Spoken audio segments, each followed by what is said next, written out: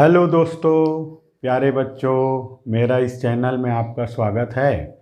आइए आज के वीडियो में मैं एक महत्वपूर्ण चैप्टर लिया हूँ, एलसीएम एचसीएफ।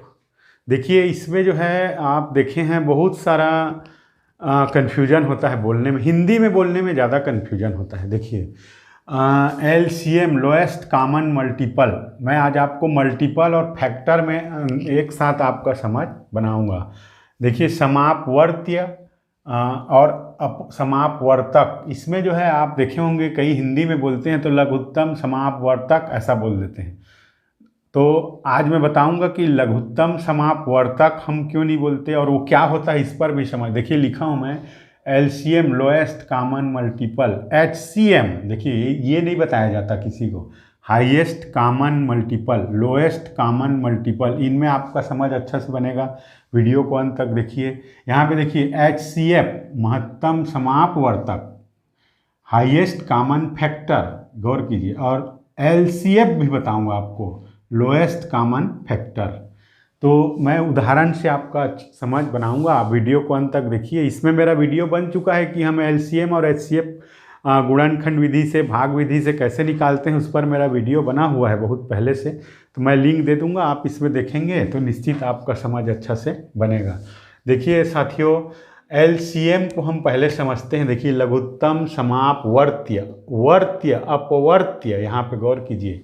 देखिए मल्टीपल जो बोलते हैं हम, मल्टीपल, मल्टीपल, इसको आप गौर से देखेंगे कि मल्टीपल को हिंदी में हम क्या क्या बोलते हैं, अपवर्त्य, अपवर्त्य है नहीं, गुणज, देखिए पहाड़ा।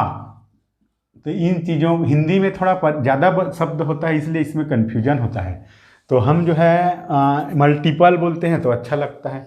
तो आइए एग्जाम्पल से मैं आपको समझ बनाता हूँ कि एलसीएम और एचसीएम क्या है। एचसीएम को कोई नहीं बताता आपको, एचसीएम चलिए आज आपका समझ बनाता हूँ मैं। मान लीजिए मैं आपको 6 और 8, देखिए 6 और 8 दो संख्या लेता हूँ मैं। तो यहाँ पे देखिए 6 का मल्टीपल का अपवर्त्य, अपवर्त्य पहाड़ा, आपको मालूम है। 6 का देखिए गुणज बोलेंगे, पहाड़ा बोलेंगे, मल्टीपल बोलने से एक ही शब्द है। तो आपको मालूम है 6 एकम 6, 6 दूनी 12, 6 तिया 18, 6 चौक 24, 6 पंचे 30, 6 छः का 36, 6 सत्ते 42, 6 अट्ठे 48, 6 नियम 54, 6 दहम 60, 6 ग्यारह 66, 6 12 ऐसा कहाँ तक, अनंत तक जाता है।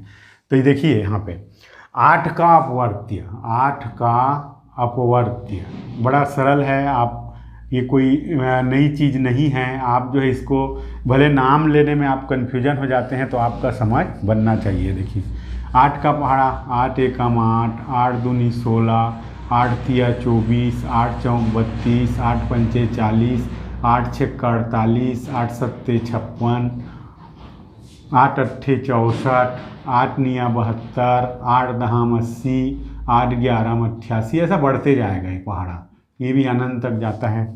देखिए अब अपवर्त्य क्या है, गुणज या पहाड़ा क्या है या मल्टीपल क्या है, आप समझिए। यहाँ पे ये जो 6 है और ये 6 12 18, ये पहाड़ा आपको मालूम है, आपको याद है पहाड़ा।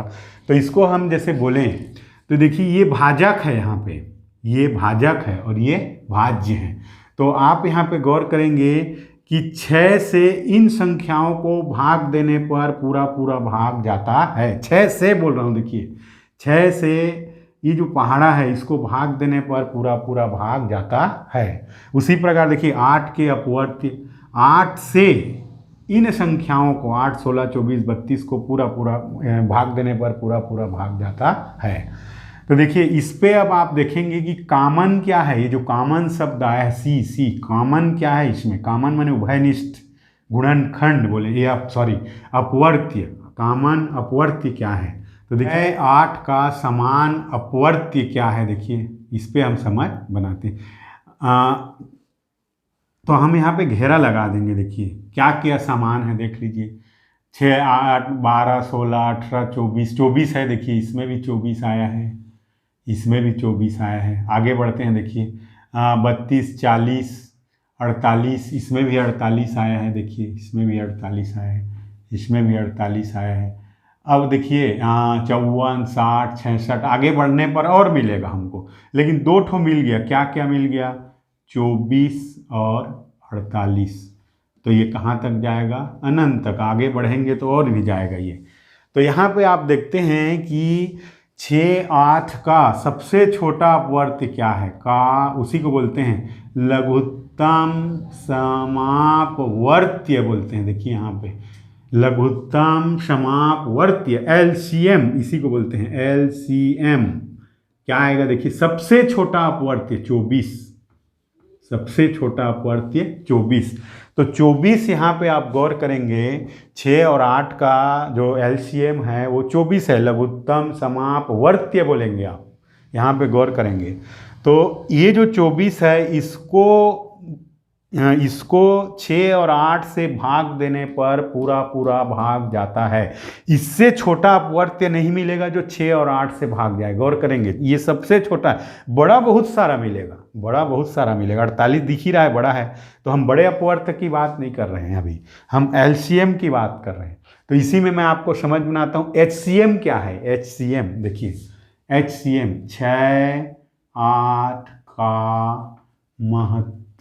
देखिए यहाँ पे महत्तम माने बड़ा से बड़ा, समापवर्त्य, समापवर्त्य देखिए इसी को बोलते हैं HCM हाईएस्ट कॉमन मल्टीपल। बताइए क्या होगा इसमें? हाईएस्ट कॉमन मल्टीपल क्या होगा? नहीं बता सकते, अनंत तक जा रहा है ये। तो ये अपरिभाषित बोलते हैं इसी को, अपरिभाषित। इसीलिए साथियों ये जो HCM है इसको नहीं पढ़ाते। HCM को हम अब उल्लेख नहीं करते कई बार। तो आपको जानना चाहिए कि हाईएस्ट कॉमन मल्टीपल होता है क्या? तो नहीं होता। आप यहाँ पे देख लीजिए, हाईएस्ट कॉमन मल्टीपल बताना संभव नहीं है, लेकिन लोएस्ट कॉमन मल्टीपल जो है हम बता सकते हैं। अब आप परिभाषा के रूप में बोलेंगे तो देखिए छोटा से छोटा जरूर बोलते हैं, लेकिन आप प्रश्न को देखिए 6, 8 से ये बड़ा आएगा, है ना। छोटा से छोटा अपवर्त्य बोलते हैं।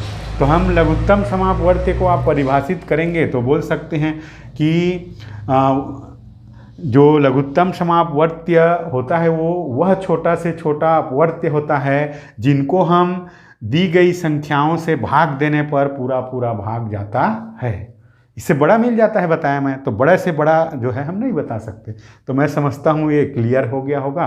तो आइए हम उधर चले जाते हैं HCF में। अब इसी को मैं मिटा नहीं रहा हूँ, अब गौर से देखेंगे, दोनों में हम तुलना करेंगे। इसको थोड़ा सा मिटा देता हूँ। देखिए इस पर हम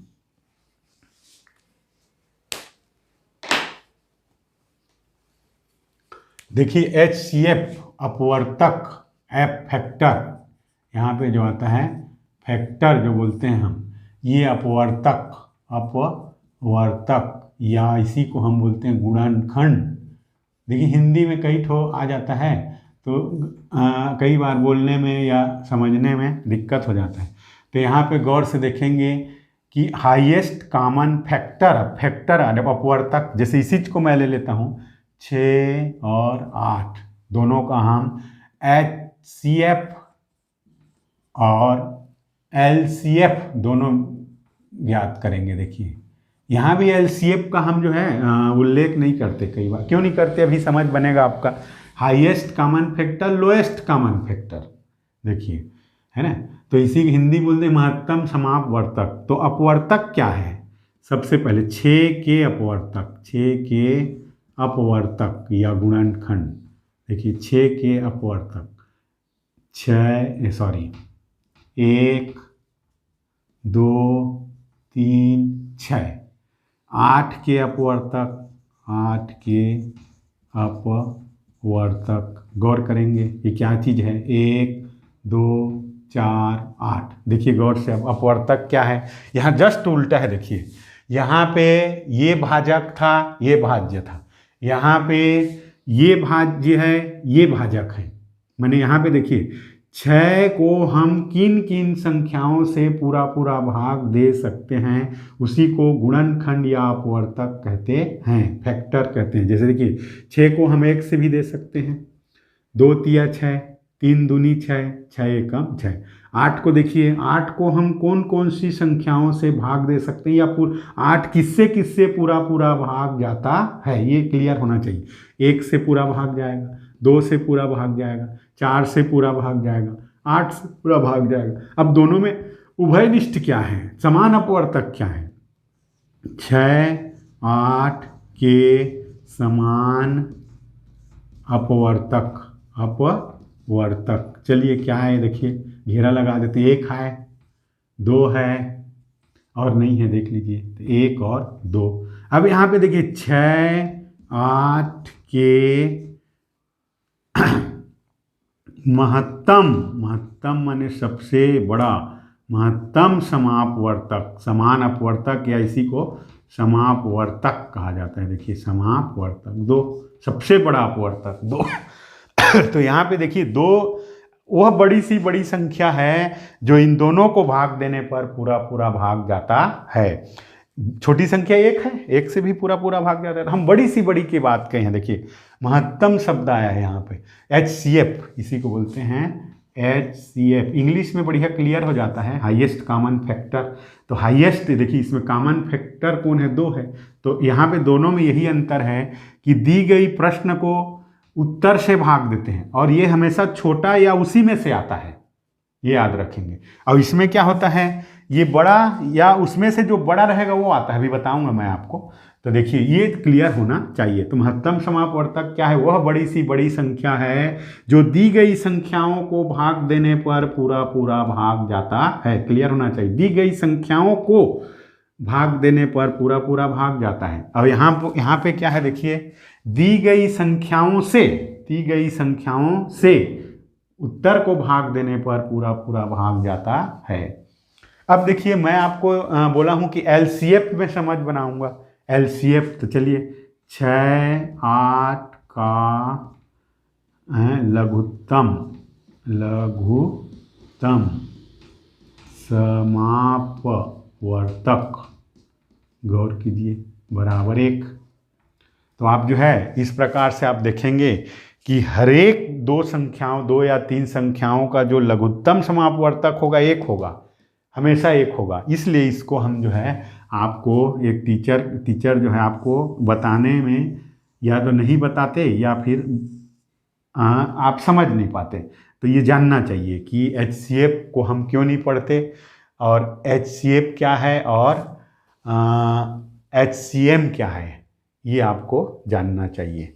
ये आपको अब देखिए कुछ उदाहरण में आपको और समझ बनाता हूँ। आपको मौखिक जो है आपको लघुत्तम समापवर्त्य और महत्तम समापवर्तक बताना आना चाहिए। छोटे छोटे संख्याओं का इतना प्रैक्टिस करना चाहिए आपको कि अभ्यास बनना चाहिए। जैसे देखिए मान लीजिए मैं बोलूँ 2 और 4 का LCM बता सकते हैं, बताइए 2 और 4 का LCM क्या होता है कि इन दोनों संख्याओं से जो पूरा पूरा भाग जाए, छोटी सी छोटी संख्या, तो मैं बोलूँगा 4 है ना भाई।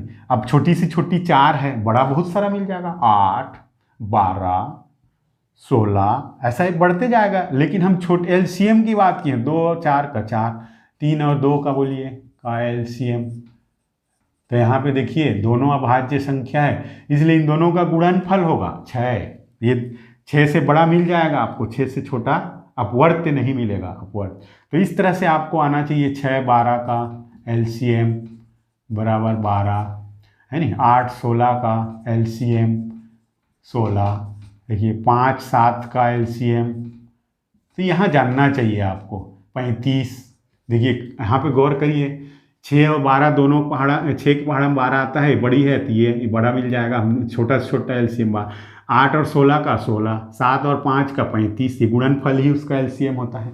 तो ये जानना चाहिए। अब इन्हीं का HCF भी बात करें, चलिए देखिए 2, 4 का HCF, 2 मैं यहाँ पे लिख देता हूँ। देखिए 2, 4 का HCF हाईएस्ट कॉमन फैक्टर तो 2, देखिए गौर से 3, 2 का HCF 1, 6, 12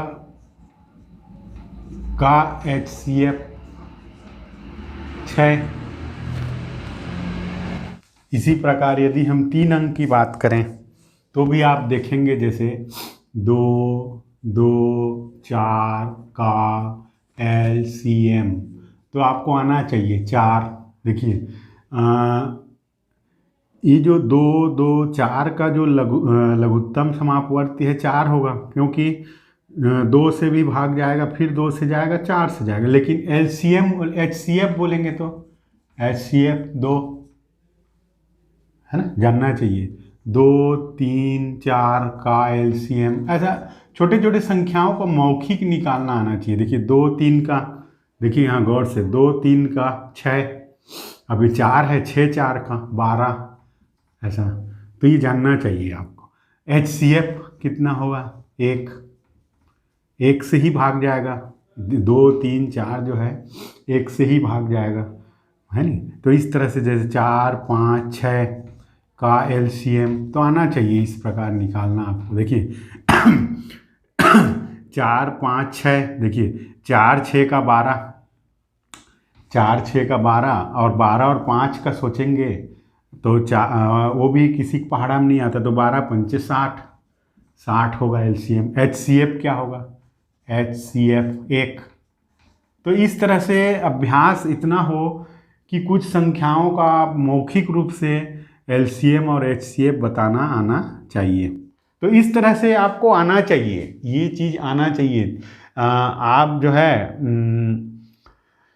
मौखिक में ज़्यादा से ज़्यादा अभ्यास करेंगे तो निश्चित मैं समझता हूँ आपका समझ और अच्छा से बनेगा और कन्फ्यूजन दूर होगा। यदि ये वीडियो आपको अच्छा लगा हो तो लाइक शेयर और सब्सक्राइब अवश्य कीजिए। धन्यवाद।